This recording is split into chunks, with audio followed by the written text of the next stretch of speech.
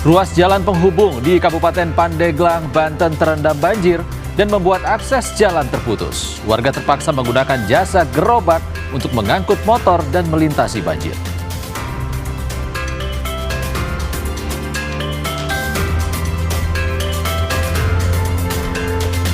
Tak terima, anggota keluarganya tak diprioritaskan untuk mendapatkan perawatan usai mengalami kecelakaan. Seorang warga di Kabupaten Sumeneb, Jawa Timur menganiaya tenaga kesehatan.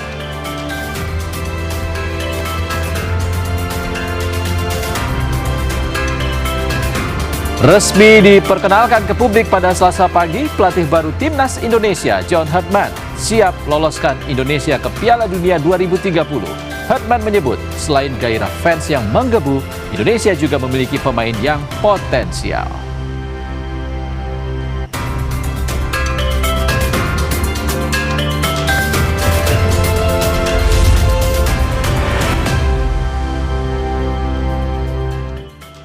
Halo, apa kabar saudara? Selain 3 sorotan utama tadi, sejumlah informasi penting dari berbagai penjuru tanah air akan kami hadirkan untuk Anda selama 30 menit ke depan. Saya, Ihsan Sitorus, inilah Indonesia Update selengkapnya.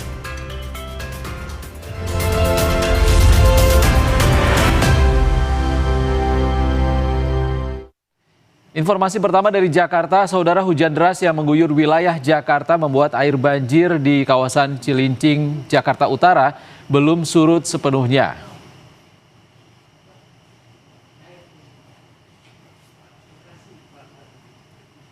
Ketinggian air banjir di Kelurahan Semper Barat, Kecamatan Cilincing, Jakarta Utara saat ini masih 20 cm. Bahkan sejumlah rumah di dataran rendah, ketinggian airnya masih mencapai 60 cm. Sebelumnya, kawasan ini sempat direndam banjir setinggi 70 hingga 75 cm. Kini sebagian warga sudah ada yang mengungsi ke rumah susun Semper. Sampai saat ini belum ada bantuan pompa penyedot air yang disediakan Pemprov DKI untuk mengurangi banjir di kawasan ini.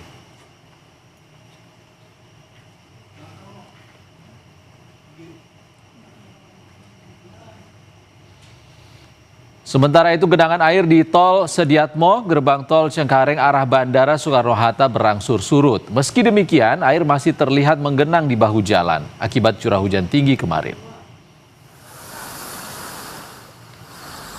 Di kilometer 31 Tol Sediatmo, kondisi lalu lintas menuju Bandara Soekarno-Hatta ramai lancar. Namun pengendara tetap diimbau waspada karena genangan masih terlihat di titik bahu jalan. 1 unit pompa air mobile terlihat masih dioperasikan untuk mempercepat surutnya genangan. Sebelumnya genangan air sempat mencapai ketinggian 50 cm dan menyebabkan kepadatan panjang hingga 10 km. Saat itu hanya 2 lajur yang dapat dilalui kendaraan.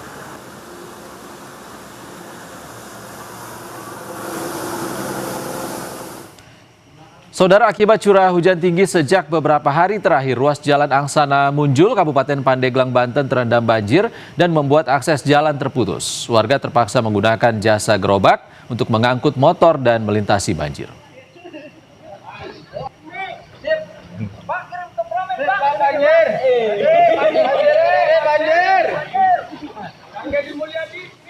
Sejak 3 hari terakhir, ruas jalan Kecamatan Angsana Munjul, tepatnya di Kampung Kubu, Desa Perdana, terendam banjir. Banjir terjadi akibat luapan Sungai Ciliman yang menutup akses jalan raya dengan ketinggian 140 cm. Pekerja dan siswa yang ingin beraktivitas pun harus menggunakan jasa gerobak angkut untuk melintasi banjir. Dengan bergotong royong, warga mengangkut motor dan juga lansia yang melintas. Tak hanya membuat jalan lumpuh, banjir juga membuat sejumlah toko tutup karena tak dapat beroperasi. Warga diimbau untuk tetap berhati-hati mengingat intensitas hujan yang masih tinggi.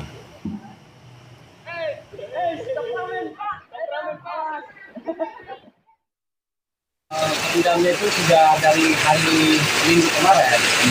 Sampai sekarang masih ketinggian air itu sekitar 100 sampai 140 cm.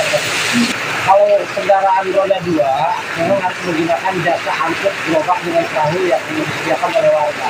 Tapi ada juga yang bisa melalui jalan pintas, bisa misalkan akan mengikut ke kampung Susepan, tersebut ke Bener, tembus ke Triplara. Tapi jalannya memang jalan ajur gitu.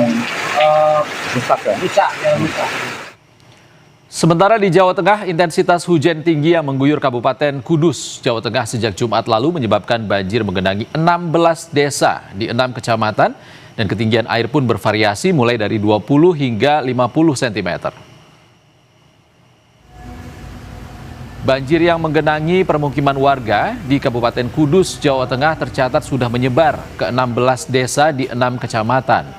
Ketinggian air bervariasi mulai dari 20 hingga 50 cm.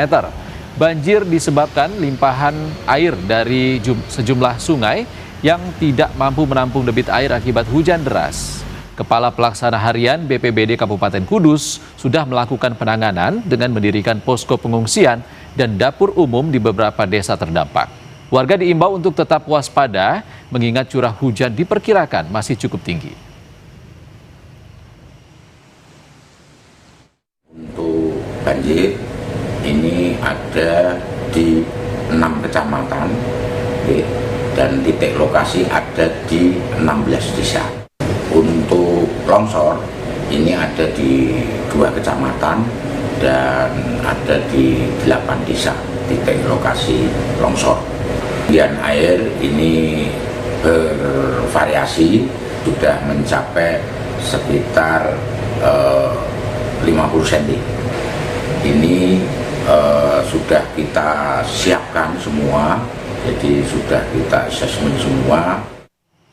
Dan untuk mengetahui situasi banjir terkini di Kudus, kita terhubung dengan jurnalis Kompas TV Iwan Miftahudin di Kabupaten Kudus, Jawa Tengah.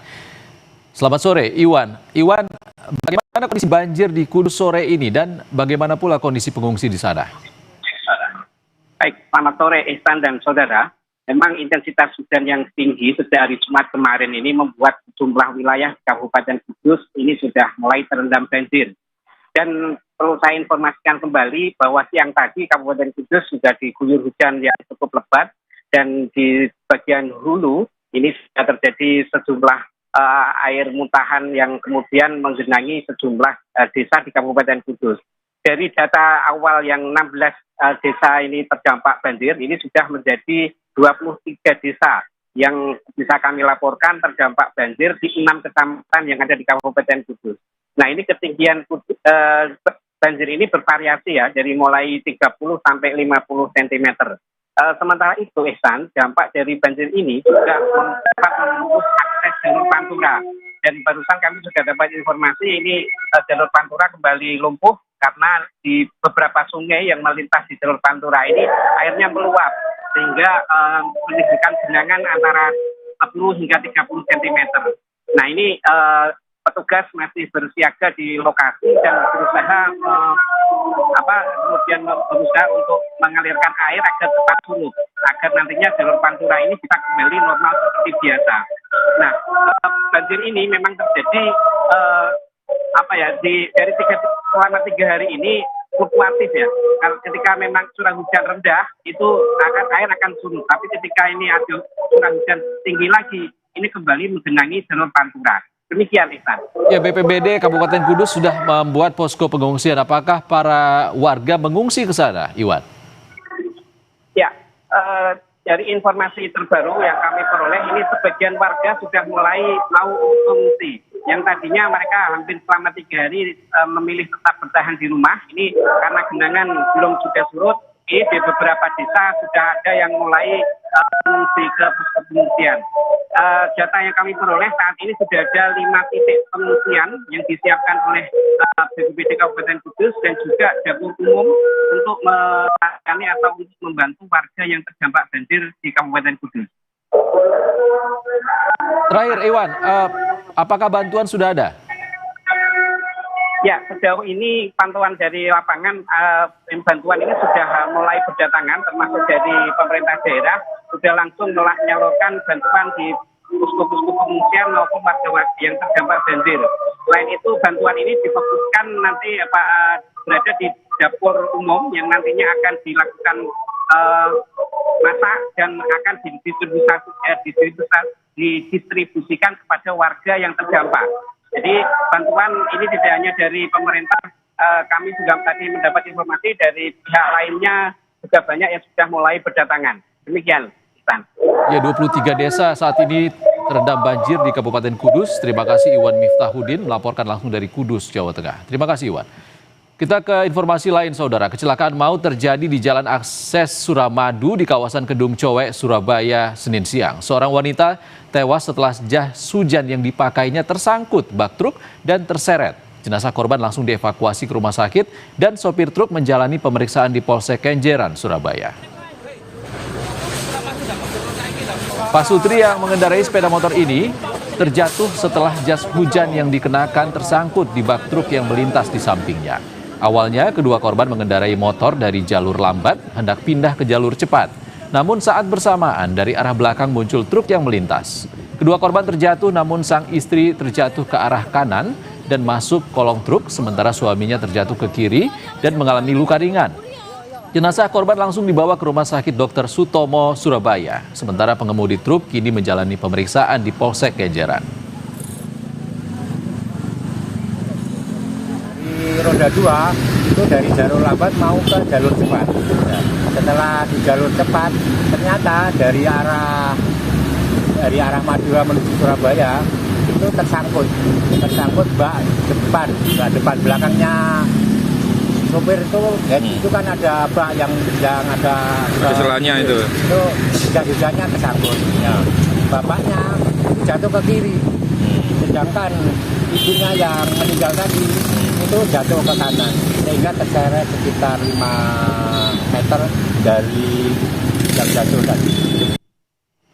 Saudara, sebuah tempat usaha fotokopi di Jalan Urip Sumoharjo, Kecamatan Bontoala, Kota Makassar, Sulawesi Selatan, terbakar. Pemilik usaha histeris menyaksikan tokonya hangus terbakar dilalap si jago merah.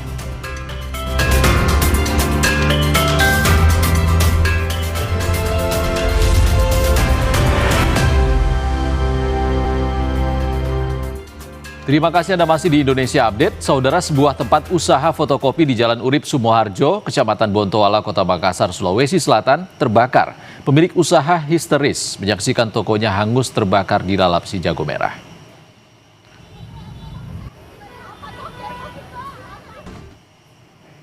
Api membumbung tinggi dan menghanguskan tempat usaha fotokopi di Jalan Urip Sumoharjo, Makassar. Pemilik usaha yang menyaksikan tokonya dilalap si jago merah tampak histeris. Dibantu warga sekitar, sejumlah barang berharga yang masih sempat diselamatkan langsung dipindahkan keluar lokasi. Petugas pemadam kebakaran Kota Makassar yang tiba di lokasi langsung berjibaku memadamkan api.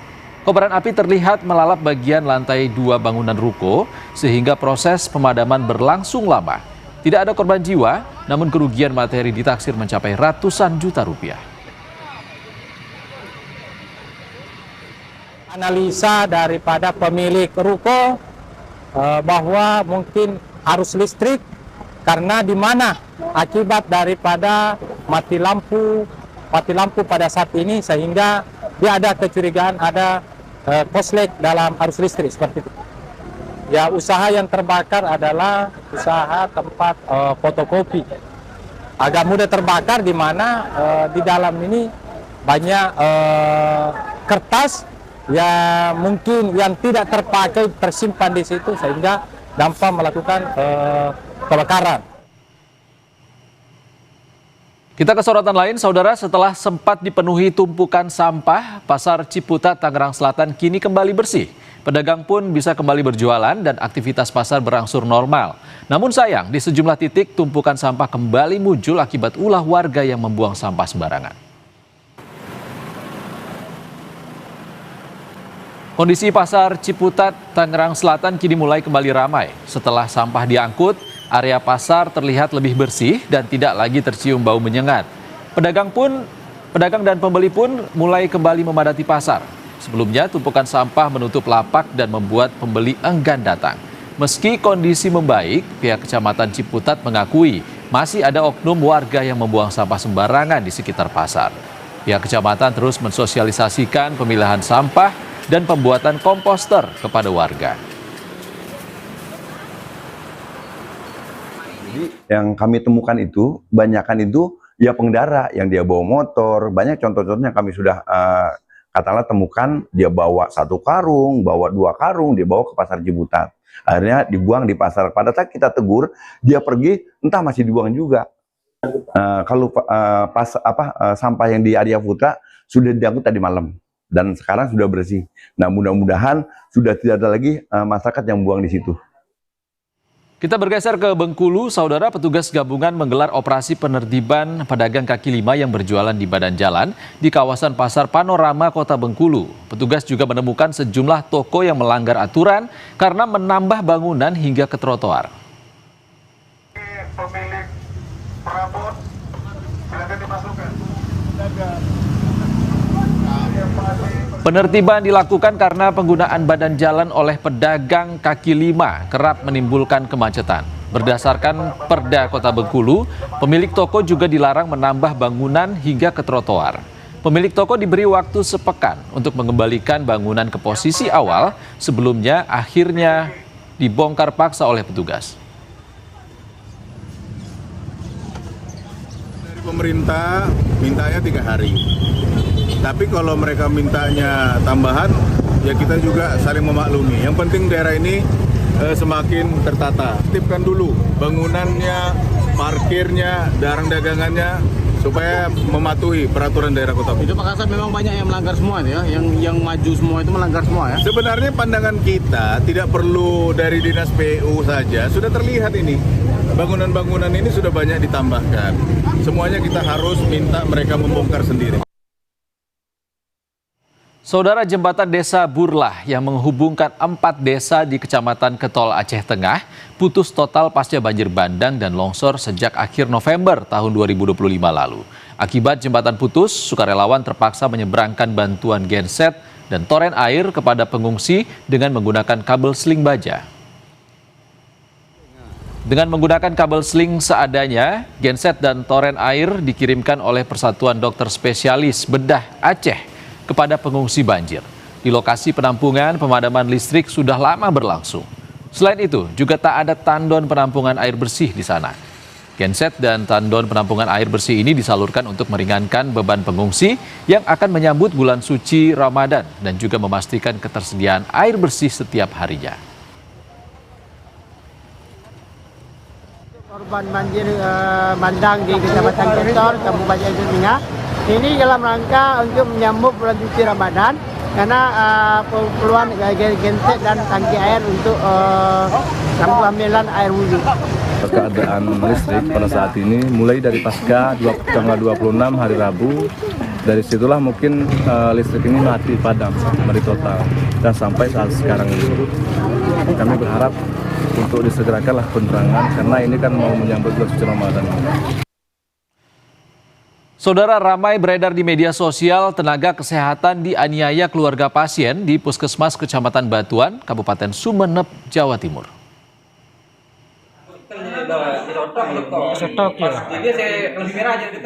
Kami tidak bisa menayangkan utuh rekaman CCTV karena mengandung unsur kekerasan.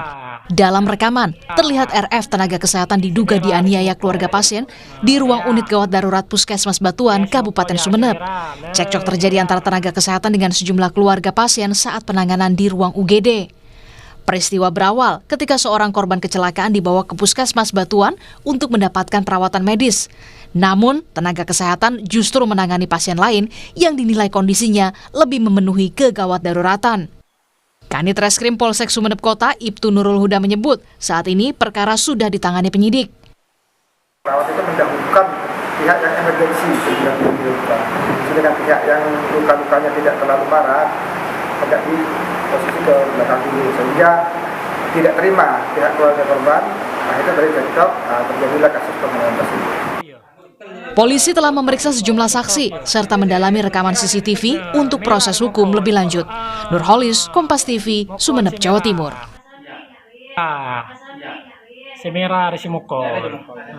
Saudara, resmi diperkenalkan ke publik, pelatih baru Timnas Indonesia John Hartman siap loloskan Indonesia ke Piala Dunia 2030. Hartman menyebut selain gairah fans yang menggebu, Indonesia juga memiliki pemain yang potensial.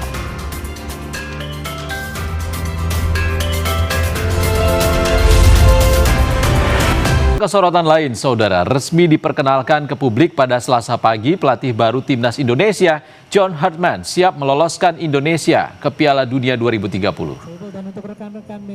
Setelah diumumkan ke publik pada 3 Januari, pelatih Timnas John Hartman resmi diperkenalkan PSSI pada Selasa pagi di Jakarta. Pelatih berusia 50 tahun itu bilang sangat antusias menyambut tawaran kerjasama dengan PSSI sebagai pelatih Timnas senior dan U23. Hartman menyebut selain gairah fans yang menggebu, Indonesia juga memiliki pemain yang potensial. Menurut mantan pelatih Timnas Kanada itu, apa yang telah dilakukan skuad Garuda pada kualifikasi Piala Dunia 2026 sudah cukup baik, sehingga kehadirannya akan melengkapi dan menyempurnakan pada kualifikasi Piala Dunia 2030. Kami juga turut mengundang eksekutif komite. So I can tell my players this pressure is a gift. We will listen to the fans. We will use their energy. And I would say to the fans, qualifying for a World Cup does not happen overnight. It took Canada 36 years to get there. For Indonesia, they took a big step, a huge step, recently. And we have to take the next step. And we will. So the commitment, the pressure is what will make us, what will be driving us to ensure that we deliver that moment for this country. That's why I came here. Informasi tadi menjadi penutup perjumpaan kita di Indonesia Update edisi kali ini, saudara. Saya Ihsan Sitorus pamit, sehat selalu, sampai jumpa.